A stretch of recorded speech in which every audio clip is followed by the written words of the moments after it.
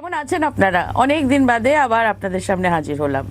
আজকে আমরা গল্প করব একটা বিষয় নিয়ে, মানে একটা অন্যরকম একটা বিষয় নিয়ে, জাস্ট গল্পই করব। এক্স্যাক্টলি। তার আগে একটু বলি যে আপনারা সবাই জানেন, ইতিহাস অ্যাটলিস্ট বলে যে ছাত্র আন্দোলন একটা নতুন ইতিহাস তৈরি করতে পারে। আমরা অতীতে বহুবার দেখেছি এবং আমরা সাম্প্রতিক অতীতেও দেখলাম যন্তর মন্তরে জেনজি আন্দোলন বা সিজেপি আরশোলাদের আন্দোলন কিভাবে একটা নতুন দিশা দেখালো। তো এই আন্দোলনের পেছনে লুকিয়ে রয়েছে অনেক গল্প, অনেক ভাবনা এবং অনেক এক্সপিরিয়েন্স। সেটাই আমাদের সঙ্গে আজকে শেয়ার করতে আমাদের স্টুডিওতে হাজির হয়েছেন সৃজন ভট্টাচার্য, এসএফআই এর সর্বভারতীয় সম্পাদক। সৃজন, স্বাগত জানাচ্ছি। সৃজন, যেটা বললাম যে মানে শুরুতেই যে ছাত্র আন্দোলন যে ইতিহাস তৈরি করতে পারে, এ তো আমরা বহুবার দেখেছি। আমরা এই যেটা দেখলাম যন্তর মন্তরের আন্দোলন, এটা কোথায় গিয়ে আলাদা? কারণ তুমি তো টানা ছিলে, এটা কোথায় গিয়ে অন্য রকমের মনে হতে পারে বা মনে হয়েছে? আমরা হয়তো টের পাচ্ছি অন্যরকম, কিন্তু কোথায় এর রসায়নটা কি তুমি যদি আমাদেরকে বলো, তোমার এক্সপিরিয়েন্স।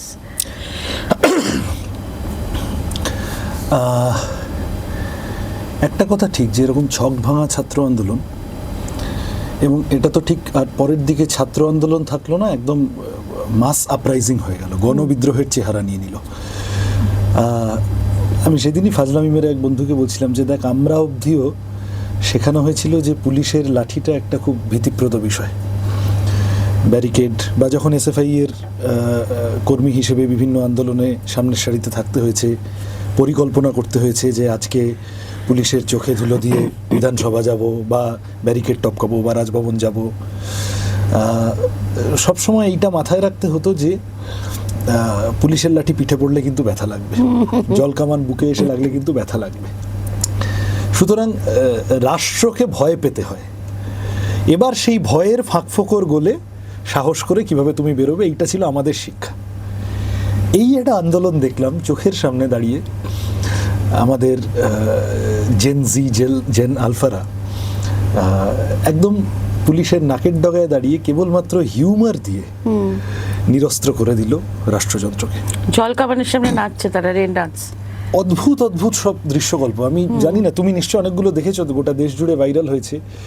এই কোনোদিন কারুর মাথায় ছিল যে পুলিশকে গিয়ে বলবে? আর এবং তার আগে দিল্লির ওই ঘটনাটা হয়ে গেছে, ওই বিপুল লাঠিচার্জ ইত্যাদি ইত্যাদি, 20শে জুলাইয়ের যে অত্যাচার, তার পরে পাটনার মিছিলটা ছিল, সেখানে গিয়ে পুলিশকে গিয়ে বলছে টিয়ার গ্যাস কা ব্যবস্থা নেই হ্যাঁ ক্যা, এবং তারপরে বলছে যে আচ্ছা টিয়ার গ্যাস নেই হ্যাঁ তো ওয়াটার ক্যানন তো লাগা দিজিয়ে অ্যাটলিস্ট, এবং তারপরে রেন ডান্স। তুমি যা দেখলে, এখন তো এরকম অনেক টুকরো টুকরো সব কোথাও সব মার্ভেলের কমিক্সের চরিত্র সেজে চলে এসেছে। কেউ গিয়ে বলছে, পুলিশ ম্যানকে গিয়ে বলছে বাস্তা কেন হইয়া। তো এই ধরনের অসংখ্য, এইটা একটা খুব ইন্টারেস্টিং জিনিস যেটা আমার এই আন্দোলনটার ক্ষেত্রে মনে হয়েছে, যে এই আন্দোলনটা কিন্তু একদম নতুন এক ধরনের আন্দোলনের ভাষারও জন্ম দিল। এবং একটা কথা দেখো, আমাদের মানে মোটামুটি 90 পরবর্তী যারা জন্মেছি, বড় হয়েছি, আমাদের গোটা প্রজন্মটাকে ঘিরে একটা ধারণা ছিল যে এরা বেশি রাজনীতি সচেতন নয়। হয়তো আগেও ছিল, কিন্তু আমি 91 পরবর্তী, কারণ 91 এর পরে তো একটা প্যারাডাইম শিফট হয়েছে আমাদের চিন্তায়, চেতনায়, মননে সবেতে, যে এরা ঠিক রাজনীতি সচেতন নয়, এরা খুব ক্যারিয়ারিস্ট, এরা খুব আত্মকেন্দ্রিক, এই জেনারেশনটাকে দিয়ে বেশি পরোপকার হবে না। সেই জেনারেশনটা বা তারপরের জেনারেশনটা যে ভীষণভাবে রাজনৈতিক, এবং তাদের রাজনীতি সচেতনতাকে এক্সপ্রেস করার ভাষাটা যে এত ইন্টারেস্টিং হতে পারে, এইটাই আন্দোলন আমার কাছে ভীষণ শিক্ষণীয়। মানে আমরা যারা বেশ কিছুদিন হলো ছাত্র আন্দোলনের অভিজ্ঞতা নিয়ে এই আন্দোলনে ঢুকেছিলাম, আমরাও অসংখ্য নতুন জিনিস শিখলাম। এক্স্যাক্টলি। আচ্ছা, এই যে তোমাদের মানে তোমরা তো পার্টির তরফ থেকে গেছিলে, তোমরা কি পার্টির হয়ে গেছিলে নাকি খুব স্বতঃস্ফূর্ত ভাবে ওই আন্দোলনটার সঙ্গে যুক্ত হয়েছো? না দেখো, ইস্যুটা হচ্ছে, আমি যদি তোমাকে খানিকটা ওই ক্রোনোলজি ধরে বলি আর কি, যে নিট পেপার লিক, 22 লক্ষ ছাত্রছাত্রী অ্যাফেক্টেড, তারপরে পরেই এলো সিবিএসসিতে তাদের ক্লাস 12-এর যেটা মূল্যায়ন পদ্ধতি, সেইটা একটা বড় গণ্ডগোল। আরও 16-17 লাখ ছেলেমেয়ে অ্যাফেক্টেড হলো তাতে। এবং এই 17-18 বছরের সিবিএসসির ক্লাস 12-এর পরীক্ষার্থীরাই তাদের মূল্যায়ন পদ্ধতির গণ্ডগোলটা প্রকাশ করে দিল। তারপরে যা হয় আর কি, যে কেউ সরকারকে প্রশ্ন করলে এখন আমাদের দেশে ভবিতব্য হয়েছে ওই 16 বছরের বাচ্চাটি কি করে জর্জ সরোসের দ্বারা ফান্ডেড, তা সেই ছেলেটি কি করে পাকিস্তানের দ্বারা ফান্ডেড, ইত্যাদি ইত্যাদি বার করার পিছনে একদল লোক লেগে পড়লো। কিন্তু দীপকে কি করে বাইরে গিয়ে পড়াশোনা করছে ওইসব হলো। এইটা এসএফআই ছিল ভারতের প্রথম ছাত্র সংগঠন। যেদিন নিট পেপার লিক হয় সেই দিন আমরা দিল্লিতে রাস্তায় নেমে মিছিল করে বিক্ষোভ দেখিয়ে অ্যারেস্টেড হই ইত্যাদি। মানে সেই অর্থে ধর্মেন্দ্র প্রধানকে রিজাইন করতে হবে, এইটা ভারতের প্রথম ছাত্র সংগঠন যারা এই কথাটা সামনে আনে ওয়াজ এসএফআই। কিন্তু এটা আরও আস্তে আস্তে অন্যান্য ছাত্র সংগঠন এআইএসএফ, আইসা ইত্যাদি ইত্যাদি আরও বিভিন্ন ওই বা ইনফ্যাক্ট এর পরের দিকে ছাত্র পরিষদ, তারাও সব নিজেদের মতো করে কথাটা তুলতে শুরু করলো। তার 3-4 দিনের মধ্যে আমাদের দেশের চিফ জাস্টিস সুপ্রিম কোর্টের তিনি একটি আলটপকা মন্তব্য করলেন, আমাদের সবার খেয়াল আছে, যে এই তরুণ প্রজন্ম এরা কোনো কাজে লাগে না, এরা হচ্ছে যে খায় দায় ঘুমায় এবং আরটিআই অ্যাক্টিভিস্ট হয়ে সময় নষ্ট করে সিস্টেমের, প্যারাসাইট আরশোলা। তারপরে এই অভিজিৎ দীপকে এবং তার বন্ধুরা মিলে অনলাইনে একটা বিরাট মুভমেন্ট 3-4 দিনের মাথায়, আমার মনে আছে, ককরোচ জনতা পার্টি ব্যঙ্গাত্মক স্যাটায়ার 22 মিলিয়ন, মানে more than BJP, more than Congress, তাদের ফলোয়ার্স হয়ে গেল সোশ্যাল মিডিয়ায়। তো তখনও পর্যন্ত এটা মনে হচ্ছিল এবং অনেকের একটা ডাউট ছিল যে এটা তাহলে একটা অনলাইন ফেনোমেনন হচ্ছে, এটা কিছুদিন যাবে থিতিয়ে যাবে, নতুন কিছু ইস্যু চলে আসবে। ও যখন এখানে এলো দীপকে, আমাদের সাথেও যোগাযোগ করলো, অন্যান্য সংগঠনের সাথেও ওরা যোগাযোগ করলো, ওদের যে টিম আছে সবাই মিলে একসাথে কথা হলো যে তাহলে আমরা সাহায্য করব, কিন্তু প্রাইমারিলি সিজেপির ইনিশিয়েটিভ হিসেবে জান্তার মান্তারে একটা ধর্নায় বসা, ওরা ফোরফ্রন্টে থাকবে, ওরা ফোরফ্রন্টে থাকবে, আমরা লজিস্টিক্যাল সাহায্য, মোবিলাইজেশনের সাহায্য, বা ওদের কেউ কেউ, আমি আর এখন নাম করব না, মানে খানিকটা এইভাবেই এসে বলেছিল যে দেখো আমাদের তো সেই অর্থে ইতিপূর্বে আন্দোলন ইত্যাদি অভিজ্ঞতা নেই গড়ে তোলার, তোমরা আমাদের যদি একটু সাহায্য করে দাও। কিন্তু আমরাও খুব কনসিয়াসলি এই যে ককরোচ, বিজ্ঞাপনের ভাষায় বলতে গেলে ককরোচ ব্র্যান্ডটা পপুলার হয়ে গেছে, এটাকে আমরাও ডিস্টার্ব করতে চাইনি। আমরাও ওখানে ঢুকে পড়ে আমার ঝান্ডাটাই আগে রাখতে হবে, এইটা ঠিক আমাদেরও অ্যাপ্রোচ ছিল না। এটা খুব ভালো আর কি, মানে সবাই মিলে হোক, তোমরা যে মোমেন্টামটা অ্যাটলিস্ট অনলাইন তৈরি হয়েছে সেটা ক্যারিড ফরওয়ার্ড হোক। তারপরে ওরা বিভিন্ন শহরে ঘুরলো, তোমার মনে থাকবে জয়পুর বা অন্য কোনো একটা শহরে অভিজিৎ দীপকের উপর আক্রমণ করলো। তারপর আস্তে আস্তে সোনাম ওয়াংচুক ঘোষণা করলেন যে আমি জয়েন করব, এবং সোনাম ওয়াংচুকের যে অনশন, তার সাথে আরও কেউ কেউ অন্যান্য কিছু বামপন্থী ছাত্র সংগঠনের বন্ধুরা তারা অনশন করতে বসলো। সোনাম ওয়াংচুক ওখানে অনশন করতে শুরু করলেন। এইটা একটা গুরুত্বপূর্ণ মোমেন্ট যেখানে আন্দোলনটা খানিকটা বাড়তি দানা বাঁধলো আর কি। মানে ওই আম্বেদকরের ছবি দেখিয়ে অভিজিৎ দীপকের ভারতে আসা, ওটা যদি একটা মোমেন্ট হয়, তাহলে সেকেন্ড পিভাটাল মোমেন্টটা হচ্ছে যে ওয়াংচুক, তার অনশন, আস্তে আস্তে বিভিন্ন রাজনৈতিক নেতা নেত্রীরা এলেন, বামপন্থীরা তো শুরু থেকেই ছিলেন, বৃন্দা কারাত বা জন ব্রিটাসরা, আমাদের মোহাম্মদ সেলিম, সুজন চক্রবর্তীরাও গিয়েছিলেন, শ্রমিক লাহিড়িরাও গিয়েছেন, আমরা ছিলাম।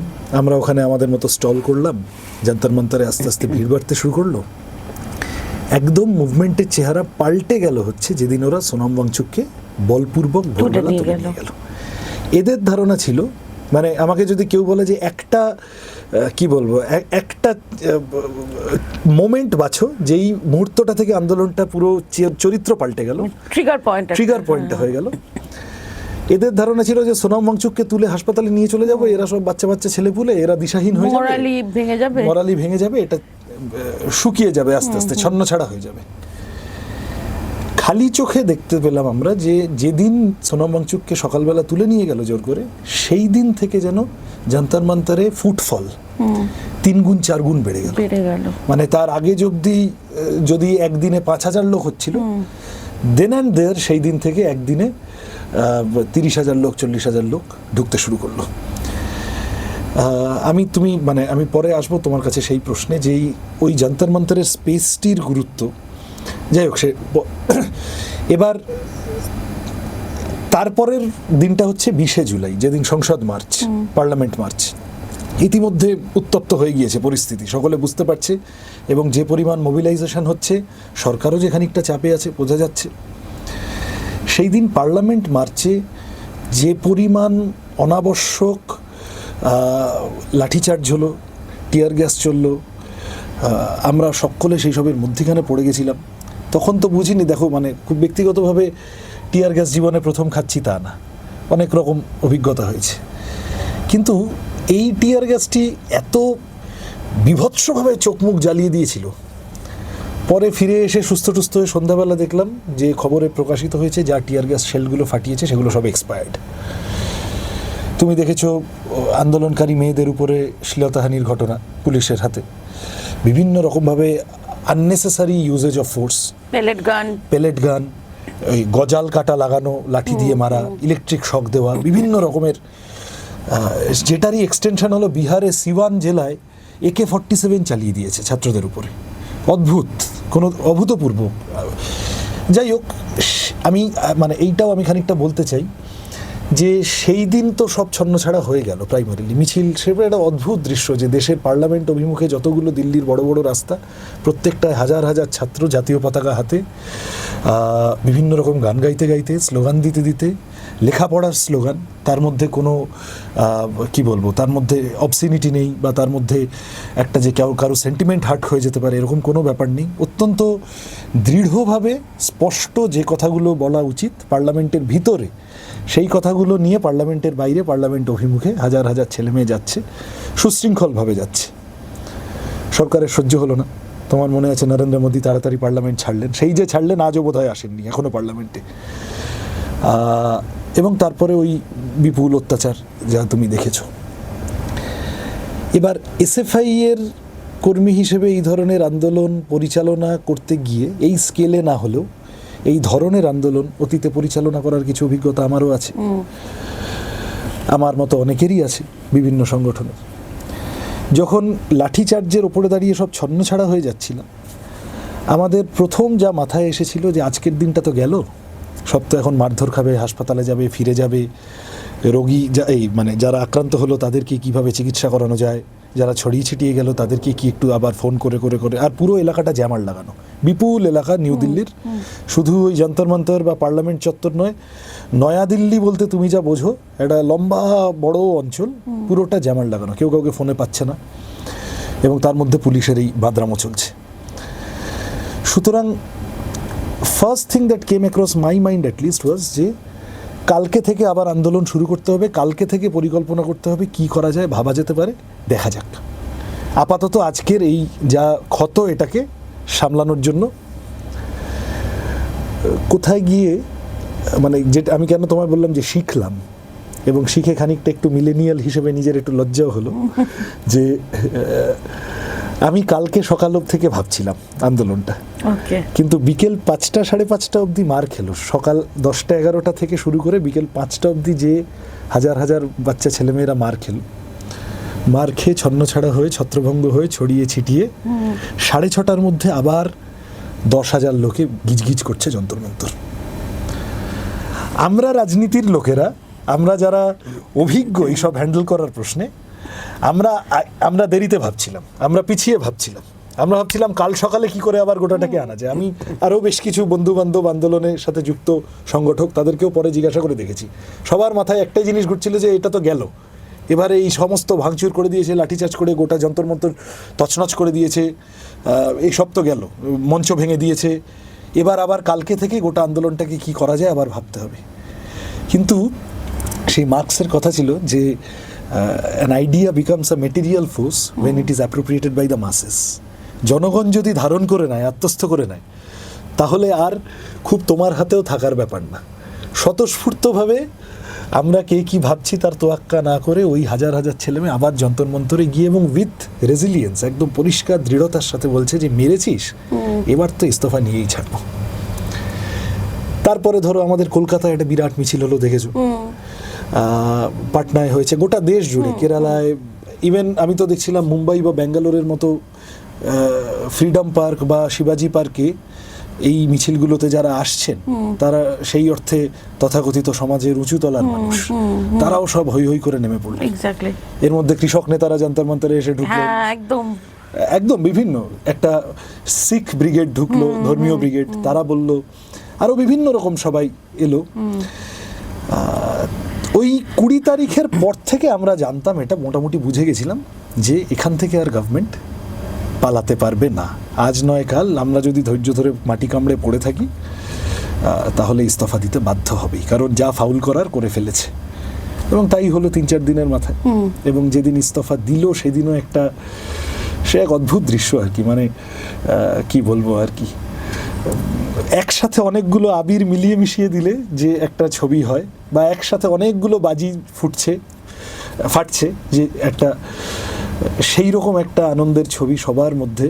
সবাই নিজের ইচ্ছা মতো গান গাইছে, স্লোগান দিচ্ছে, আবির মাখছে, হৈ হৈ করছে, খেলছে।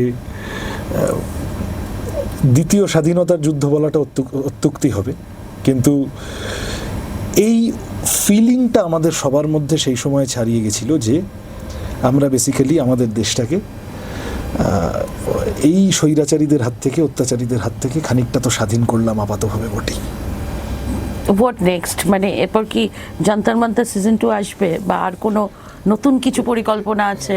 মানে এখানে তো শেষ নয়, মানে তুমি যদি করাপশনের বিরুদ্ধে লড়তে চাওয়াটা, সেটা একটা লম্বা দীর্ঘ লড়াই। হ্যাঁ, একা ধর্মেন্দ্র প্রধান পদত্যাগ করাতে তো সেটা শেষ হয়ে যেতে পারে না। তো হোয়াট নেক্সট? না, এবং ধর্মেন্দ্র প্রধানকে তারপরে যেভাবে গ্রিট করলো পার্লামেন্টে বা ইত্যাদিতে বিজেপির লোকেরা, তাতে করে বোঝা গেল পরিষ্কার যে কুকুরের লেজ সোজা হয় না। মানে আইওয়াশ ছিল, আইওয়াশ না, আমি বলবো বাধ্য হয়েছে। অবশ্যই রাজনাথ সিং তো বলে দিয়েছিলেন যে আমাদের সরকারি ইস্তফা হয় না।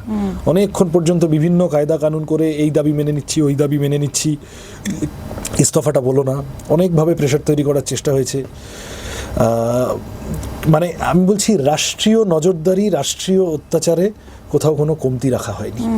নজরদারি এবং অত্যাচার, সমস্ত রকম ইন্টিমিডেশন ট্যাকটিক্স সোজা। শুনছিলাম যে, মানে আমি জানি না, এই কারণেই তোমার কাছে, জলের লাইন বন্ধ করে দিয়েছে, টয়লেট ব্যবহার বন্ধ করে দেওয়া হয়েছে।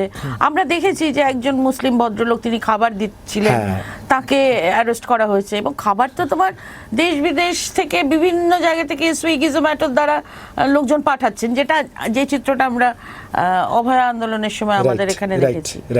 তো মানে এইভাবে বিভিন্ন ভাবে আর কি এই জায়গাটা এগুলো জ্যামার। হ্যাঁ, একদমই তো, একদমই। এই তো জেনজির ভাষা অবিবিদির আয়ত্ত হচ্ছে। আরে আমি পুরো জেনজি, আমি মানে যখন যে জেনারেশন, আমি সেই জেনারেশন। আমি একটা জিনিস তোমাকে, এটা তো ঠিক তুমি যা বললে যে ধর্মেন্দ্র প্রধানের ইস্তফার পরে কি, প্রহ্লাদ যোশী অত্যন্ত প্রবলেমেটিক লোক, বিলকিস বানোর ধর্ষকদের সমর্থনে কথা বলেছিল, তাকে ওরা এডুকেশন মিনিস্টার করে বসিয়েছে। সুতরাং এটা তো আমরাও জানতাম যে ব্যক্তিকে সরানোটা প্রতীকী।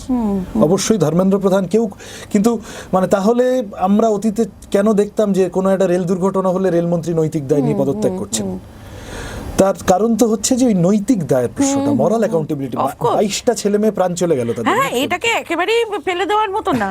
হ্যাঁ, এবং সেইটা কিন্তু আবার এটা অবধি, মানে এখানে থেমে গেলেও নয় আর কি। এটাই এই জায়গাটা যেটা আই বিলিভ এসএফআই এর মতো বামপন্থী সংগঠনগুলোর এবার এই আন্দোলনে বড় ভূমিকাটা হলো যে এটাকে একটা পলিটিক্যাল ডিরেকশন দেওয়া, যেটা আমাদের দেশে, ধরো আমি এসএফআই এর কথা বলতে পারি, আমরা স্কুল বাঁচাও বলে একটি আন্দোলন, একটি ক্যাম্পেইন, আন্দোলনের পর্যায়ে এখনো যায়নি, কিন্তু গোটা দেশ জুড়ে করছি। আমাদের গোটা দেশে ইনক্লুডিং ওয়েস্ট বেঙ্গল সরকারি স্কুল সব বন্ধ হতে শুরু করেছে, এবং মোদী সরকারের গত 10 বছরে ভয়ানক অবস্থা। বহুদিন আগে থেকেই শুরু হয়েছে। আমাদের রাজ্যে তো তৃণমূল আমলে খুবই খারাপ রিপোর্টস আসতো। তুমি যদি গোটা দেশের চিত্র দেখো, বিশেষত বিজেপি শাসিত রাজ্যগুলোতে, মধ্যপ্রদেশ বা উত্তরপ্রদেশের মতো খুব বিজ্ঞাপিত ডাবল ইঞ্জিন গভর্নমেন্টগুলোতে খুব খারাপ অবস্থা সরকারি স্কুলের। তো এই কথাটা এখন সিজেপিও তুলছে, ওরাও বোধহয় একটা স্কুল ঠিক করো বা কিছু একটা মুভমেন্ট সামনে নিয়ে আসছে, ক্যাম্পেইন। অন্যান্য ছাত্র সংগঠনও নিয়ে আসছে।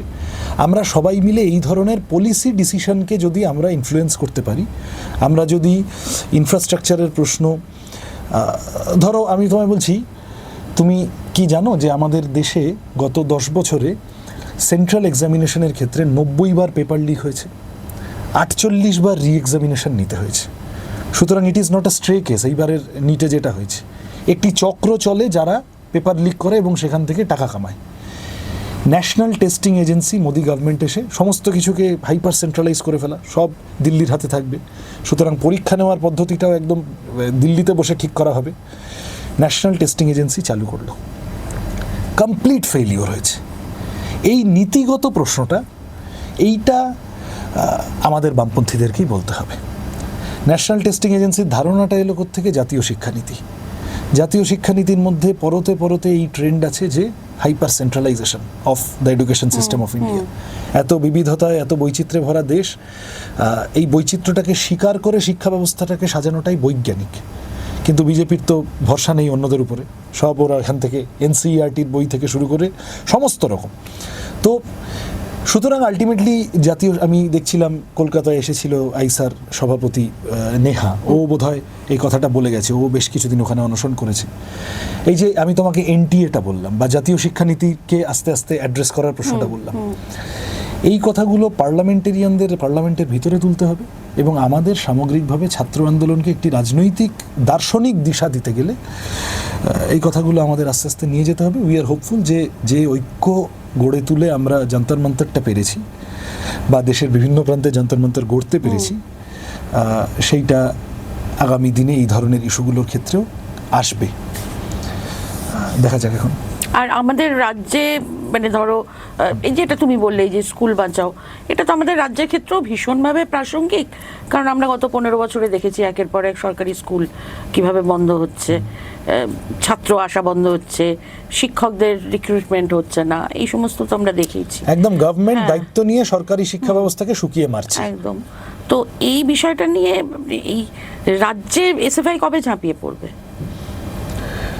পশ্চিমবঙ্গের এসএফআই ক্যাম্পেইনিং শুরু করেছে বেশ কিছুদিন আগে এবং সই সংগ্রহ, কিছু ক্ষেত্রে সরকারি স্কুলকে, ধরো একটা পাড়ায় সরকারি স্কুল বন্ধ হচ্ছে, তার আশেপাশের অভিভাবকদের কাছে গিয়ে জনমত তৈরি করে ডেপুটেশন দেওয়া ইত্যাদি, এগুলো এসএফআই করছে খানিকটা। আমি একদম করছে না বলবো না, কিন্তু আত্মসমালোচনার মতো করে আমি যে কথাটা বলতে চাই যে এটা ঠিক স্কুল ছাত্রদের আন্দোলন নয়। সরকারি স্কুল বাঁচানোটা গোটা সমাজের কনসার্ন হওয়া উচিত, অভিভাবকদের, শিক্ষকদের, শিক্ষাবিদদের।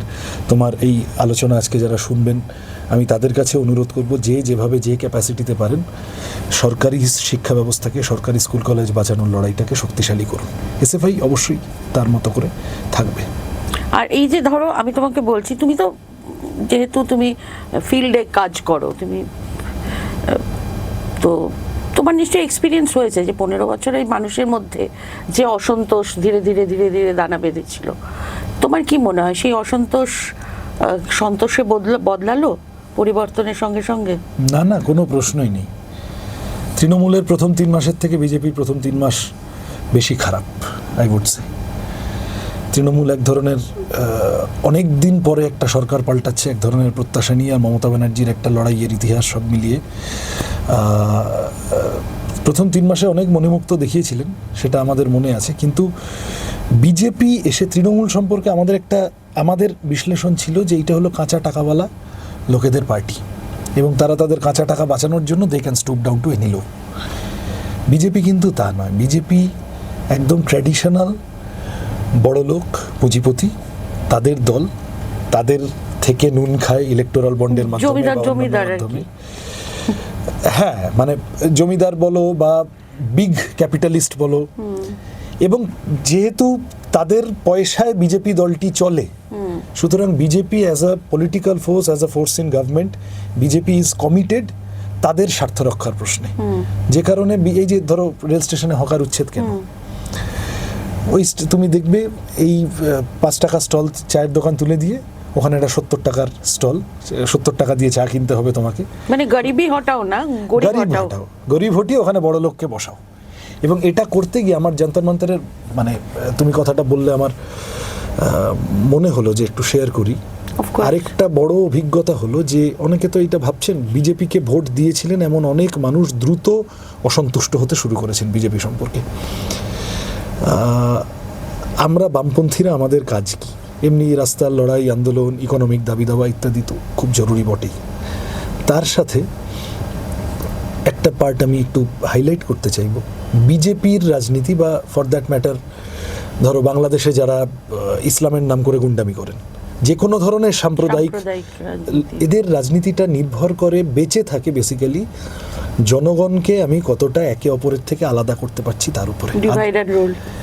হ্যাঁ, divide and rule in the sense যে এই ডিভাইডটা শুধু পলিটিক্যালি নয়, এই ধর্মের ডিভাইডটা ভিত্তিতে বলছো। সোশ্যালি হিন্দুরা মুসলমানের পাড়ায় যাবে না, ওকে। মুসলমান নিজের এলাকা থেকে খুব একটা বেরোবে না। আমি জানি না, আমি একটা দেখলাম বোধহয় একটা এরকম রিপোর্ট যে অন্য ধর্মের কাউকে জমি বা বাড়ি বেচা যাবে না, এরকম কিছু রুল আসছে।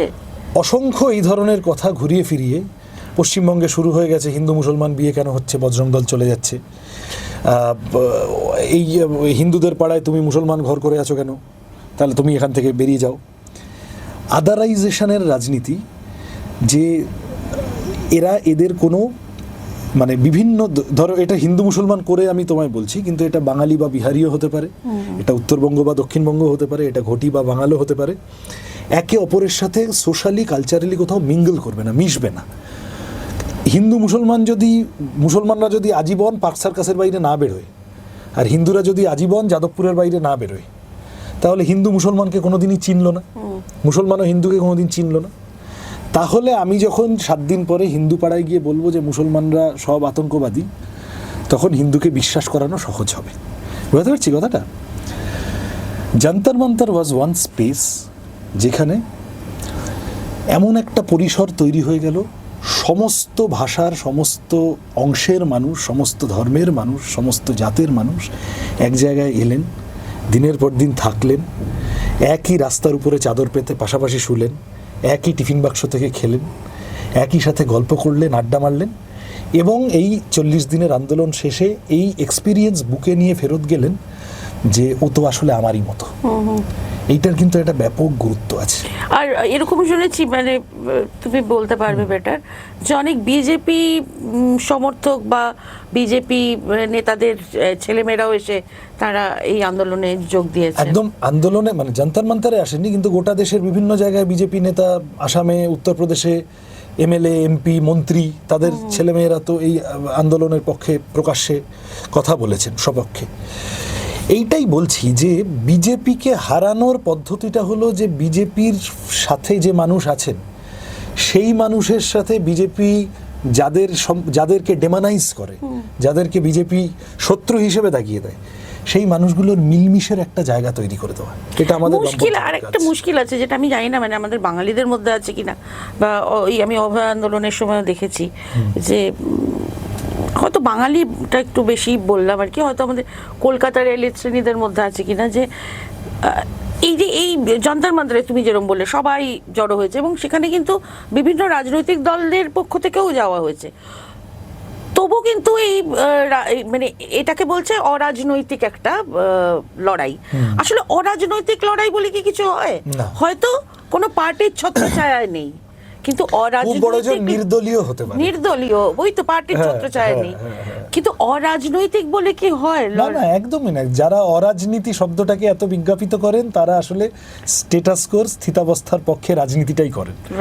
যারা বলেন আরজি করের ঘটনার সময়ও আমি এটাই বলছি, মানে একদম একদম একদম যারা ভীষণ ওইটা বলতে শুরু করেছিলেন যে রাজনীতি নয়, রাজনীতি নয়, তারা আসলে মনে প্রাণে চাইছিলেন যে আমরা কোনোভাবে একটা সরু লাইন করে মমতা ব্যানার্জিকে বাঁচি, মানে স্থিতাবস্থা যেন এদিক ওদিক না হয়, মানে ওই চিরস্থায়ী বন্দোবস্তটা একদম একদম একদম সেই ধরনের কিছু ট্রেন্ড এখানেও যে একদম ছিল না তা নয়, কিন্তু সেটা ওরা খুব ট্যাকটিক্যালি, যেমন ধরো যেটা আমি বলছিলাম যে এই যে তোমরা একেবারেই সামনে আসুনি, হ্যাঁ, তোমরা পেছন থেকে যে লজিস্টিক সাপোর্টটা দিয়েছো বা তোমরা তোমাদের আদর্শের জায়গা থেকে, ঠিক, এইটা কিন্তু কোথাও গিয়ে একটা কাজে দিয়েছে।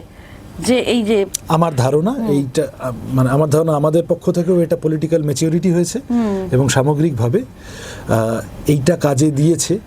মানুষের ইনার্শিয়াটা তৈরি হয়নি যে এখানে যাব, ওটা তো ভীষণ রাজনৈতিক লড়াই একটা। আমাদের কাজ তো আমাদেরও তো আন্ডারস্ট্যান্ডিংটা এইটা যে যত বেশি সম্ভব মানুষকে এক জায়গায় জোটানো। আমার ঝান্ডার তলায় হলে ভালো, কিন্তু আমার ঝান্ডাটা নেই কিন্তু ইস্যুটা আছে, এটা যদি হয় তাহলে অবশ্যই ইস্যুটার পিছনে যত মানুষ আসবেন তার থেকে ভালো আর কি হতে পারে।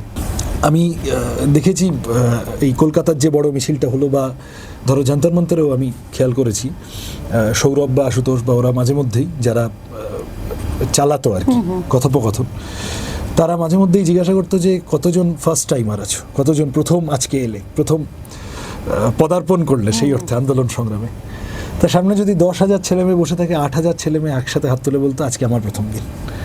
এই যে এইটা ছাত্র আন্দোলনের কর্মী হিসেবেও খুব আনন্দের দেখার যে একটা বড় সেকশন তারা রাজনীতি সচেতন হয়ে রাস্তার রাজনীতিতে নিজেদের মতো করে আসছে, নিজেদের ভাষা নিয়ে আসছে, নিজেদের প্রকাশভঙ্গি নিয়ে আসছে, মাস্ক পরে আসছে, প্রয়োজন মনে করলে মাস্ক খুলে লিপস্টিক পরে নিচ্ছে পুলিশের সামনে, কিচ্ছু যায় আসে না, কিচ্ছু যায় আসে না। কিন্তু লিপস্টিক পরে তারপরে সে যে কথাটা বলছে সেই কথাটা গিয়ে সরকারের বুকে শেলের মতো, তীরের ফলার মতো বিঁধছে।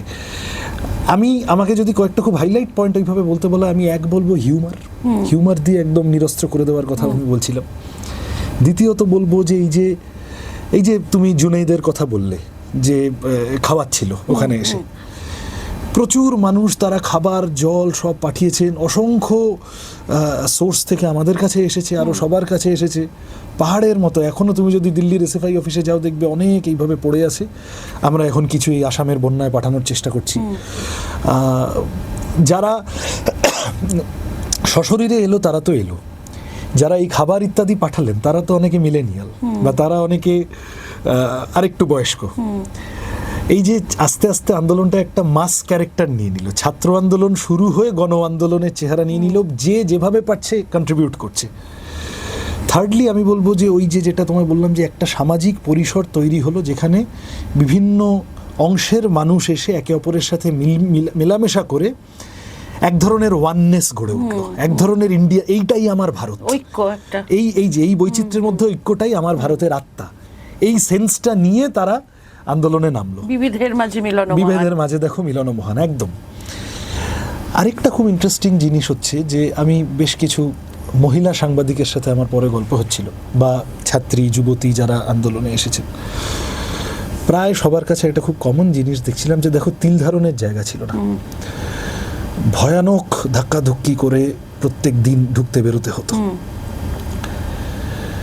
প্রায় যতজন ছাত্রী যুবতী বা মহিলা সাংবাদিক বা কোনো মহিলা গিয়েছেন ওখানে অ্যাটেন্ড করতে, আমি কথা বলেছি, প্রত্যেকের একটাই কমন কথা পেয়েছি যে সৃজন, এত সেফ কোনো স্পেস আমরা প্রায় কোনোদিন আমরা এক্সপিরিয়েন্স করি। আমি এত ধাক্কা কি হচ্ছে না, একে অন্যের ঘাম কি গায়ে মাখামাখি হয়ে যাচ্ছে না, একটা হাত নাড়াতে গিয়ে কি ওর পেটে গুঁতো মেরে দিচ্ছে না, কিন্তু তবুও এটা বোঝা যাচ্ছে যে ভেরি কনসিয়াস। এবং মানে এই কনসিয়াসনেসটা না এক ধরনের রাজনীতিবোধ থেকেই আসে, একদম, এটা না হলে হয় না। সুতরাং অনেকগুলো ক্ষেত্রে এই আন্দোলনের জায়গা নতুনভাবে আমাদেরকে শেখালো রাষ্ট্রকে ভয় পেতে নেই, এবং রাষ্ট্রকে ভয় না পাওয়ার নতুন ভাষা কিন্তু চলে এসেছে। এইটা ভীষণভাবে আমাদের পক্ষে উদ্দীপক। এক্স্যাক্টলি। আর এই ভাষা থেকে মানে এই যে তুমি যে বলছো যে তুমি শিখলে, হ্যাঁ, তো একজন এসএফআই এর সর্বভারতীয় সম্পাদক, তারা এই ভাষা থেকে কি কিছু মানে তারা কবে প্রয়োগ করবে এই অপেক্ষায় রইলাম। হ্যাঁ, যে অসন্তোষগুলো তৈরি হচ্ছে, যে অসন্তোষ কখন সন্তোষে বদলায়নি, কবে ঝাঁপিয়ে পড়বে তোমরা সেটা দেখবো আমরা, আমাদের নজর থাকবে। একদম। আমি জাস্ট একটা ছোট্ট উদাহরণ দিই তোমায়। এই যে খুব পপুলার হয়েছে, পুলিশকে গিয়ে বলছে পুলিশ আঙ্কেল ভাস্তাগানে হইয়া, তুমি দেখেছো? এই মেয়েটি এসএফআই কর্মী দিল্লির। আচ্ছা। সুতরাং এসএফআই এই আন্দোলন এবং এই আন্দোলনের ভাষায় আছে। আর বেস্ট লেগেছে আমার একটি ছেলে, সে গিয়ে মেয়েদেরকে ব্যাডিস বলা হচ্ছে, গিয়ে বলছে আঙ্কেল ব্যাডিস কো মত মারনা, মুঝে মারো ব্যাডিস কো মত মারনা, ব্যাডিস লোক अच्छे होते हैं। অদ্ভুত, বিউটিফুল। থ্যাংক ইউ সৃজন তোমার এক্সপিরিয়েন্স আমাদের সাথে শেয়ার করার জন্য, এবং অবশ্যই আমাদের নজর থাকবে যে এই আন্দোলনের পরবর্তী অধ্যায় কি হতে চলেছে সেই দিকে। সঙ্গে থাকুন।